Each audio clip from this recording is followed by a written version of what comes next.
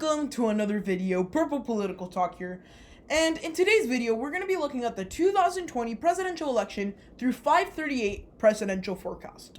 So we're going to look at how the election is currently today, and we're going to see one major thing. How does this election stand before we reach the first presidential debate? So today is September 29th, and our first presidential debate is occurring today. So we're going to look at the data as it stands as of today, and then in a couple of days, we're going to do a video comparing how the results differ. So we're going to see who's winning and more during this video. So before we get started, please remember to like, subscribe, and turn on post notifications to be up to date with our latest content and to truly be updated about the 2020 presidential election. So let's get started. So at this point in time, Biden is the favorite to win the election. This forecast was last updated an hour ago at the time of filming, and there's a lot of data here that tells us why Biden is leading. So here they also give us a little refresh of what's going on in the election at this point in time.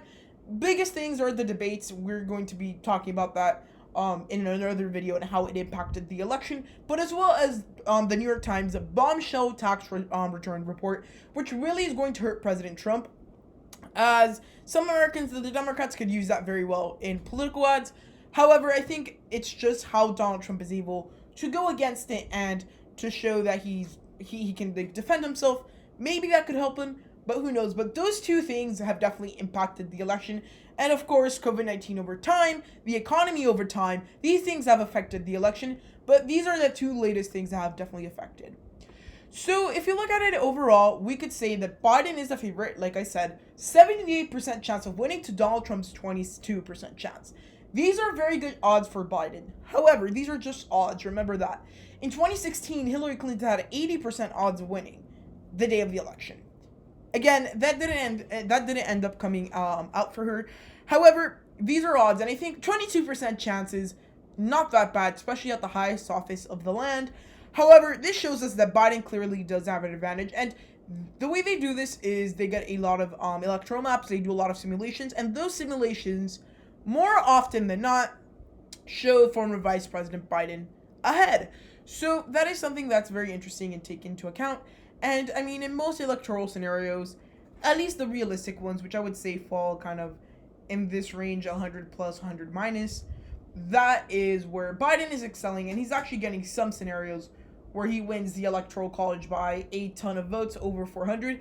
But I think we're currently looking at an election where perhaps the Electoral College would probably fall under like this sort of range. So the interesting part about this election, I would definitely say, is how much data we have to analyze. And if we look at this graph, for example, it would show us the most likely electoral scenarios. If you notice, these are just going to be kind of, if you put the graphs, are going to be the same side because they're essentially flipped graphs. So this shows us what are the chances for an electoral vote of how much margin. So right now we're seeing Biden with a very strong chance over the 270 mark, as we see here. As we reach the 270 mark and we head towards the higher number of electoral votes, we see Biden's shots at the presidency increase heavily, with a lot of simulations showing him at that. And looking at Donald Trump's numbers, over 270, there's still chances. I mean, those are kind of like the lower average Democratic chances. However, that is still some numbers that must be worrying for the GOP, considering that the Democrats have a lot more chances of victory than they do. And of course, we're going to see here a couple of curves representing different scenarios. For example, here would be kind of the slim margin of victory. This would be Florida, North Carolina, Ohio, Iowa, then goes down a little bit, and then Texas at this point. So those are like what the graph looks like, and this shows us overall how the simulations have gone in those states. Overall, these numbers, again, are very strong for Biden going into the debates. Now, these things can change within a matter of seconds, especially after we start getting some of the polling data from the debate or post-debate. So this is going to be kind of what the electoral map looks like, and they actually have put one more state into the Biden column where they now project Biden leading the state of Ohio, which is a very strong number, and it just adds on to his cushion of states.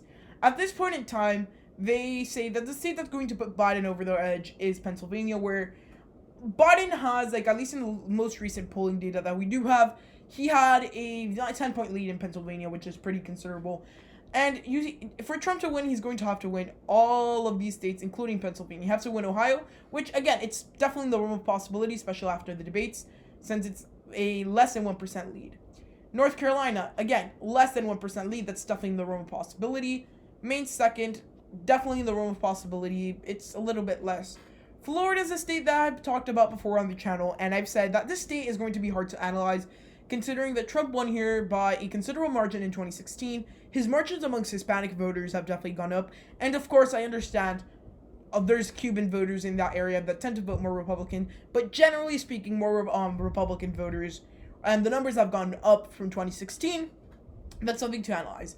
I think at this point, Trump has a pretty good chance of winning in Ohio, Florida, and North Carolina. He's just going to have to win Arizona and Pennsylvania to put him over the edge, which, again, I think he may be able to do. However, it's going to be tough at this point in time when he has some of these numbers not really in his favor, where he's behind in a big part. And, I mean, if you look at the rest of the states, there's more swing states like Wisconsin, like Nevada, like New Hampshire, like Michigan, like Minnesota, that, of course, these states have a chance of going to Trump. However, those chances aren't astronomical. And at this point, Biden is a favorite in a lot of these red states, or more traditional states that not red states, because these states have always been swing states, the one he's leading in. However, these are states that have been trending a lot more red. If those states are not going to Trump, I think we're not going to be seeing a red Minnesota or a red Colorado. So that's going to be something interesting to see. And I think this snake map, like they like to call it, will definitely be affected as we see the debates, how they impact the election, and all of that. So here we're also going to be able to see the tipping points of this election and by how much. So these states that you see right here are going to be the biggest tipping points, how much they impact the election. So by looking at these states, you can tell a couple things. The bigger tipping point they are, the more crucial they're going to be. And whoever the winner in these states, it gives them a higher chance of victory. Pennsylvania is going to be the most crucial, and it's within around 5%. So at this point in time, it's going to be a tough victory for President Trump. However, this is a state he must win. Florida, another must-win state for Trump. And we're seeing here, the Republican Party is playing defensive. And what do we know from playing defensive? It's always harder. You can get attacked more easily. That's why we see whoever is usually in the Senate lose its seat to whoever has a majority. That's why usually we would see like presidents in their re-election term, they get less votes because they're playing the defensive map. This shows us that that is all that's happening, and Biden does have a surmountable lead. These smaller states don't really have like an impact too much on the election. If they go, it's going to be less than 1% chance of actually being impactful. Now, here we're going to see how the election has changed over time. So over time here, we're seeing very key data that, I mean, we saw President Trump do pretty well, I would say, kind of, or relatively well, like June. We already saw the big George Floyd, I guess, down bump for Trump, downward trend. That got worse throughout June, and it kind of reached his lowest point late June. Then he went up, he started going up constantly. He had a pretty big, I guess, up in polls. I guess it was like 3%, to a point where it's 31. The election was tightening up a little bit. There was a big trend there. There was a big day that he had grown a lot. However, ever since kind of the COVID-19 pandemic and the Breonna Taylor case has definitely gotten it worse for Trump. This is like over the last week, kind of this is the Breonna Taylor bump. I think overall we're seeing a pretty bad number for Trump. And again, there's a couple of different things that have impacted on that. It's also that we're also in the home stretch of campaigning. The election is literally in a month, and that part of the election is always hard for the incumbent because that's when they get attacked the most. The debates are going to be truly showing how it's going to go for Trump. Either he's going to be able to bounce back, and there's three possible scenarios here. One, Trump goes up and he can come back, I guess, from his pretty much whole election season long being down and losing. We could see the elections stay the same, meaning no candidate really gains or loses anything. Or we could see Biden surprisingly gain, which out of the debates, a lot of the analysts are saying that while Biden's performance may not be horrible to the standards of a lot of people, the chances are that after the debates, President Trump is going to gain a little bit from Biden. However, we don't know how that's going to turn out because we don't know essentially how they're going to use the moderators. They're going to frame things. They could help out Trump. They could help out Biden. They could help out neither. However, it really depends how the debate is run. When it comes to the electoral vote, we're seeing, President Trump have a not so good momentum, I guess. He was doing pretty well. He was pretty close, closing that gap. However, ever since he's lost that kind of losing of the gap, it's gotten outside of the 60% confidence zone. And at this point in time, they forecast Vice President Biden to have 331 electoral votes to Donald Trump's 207.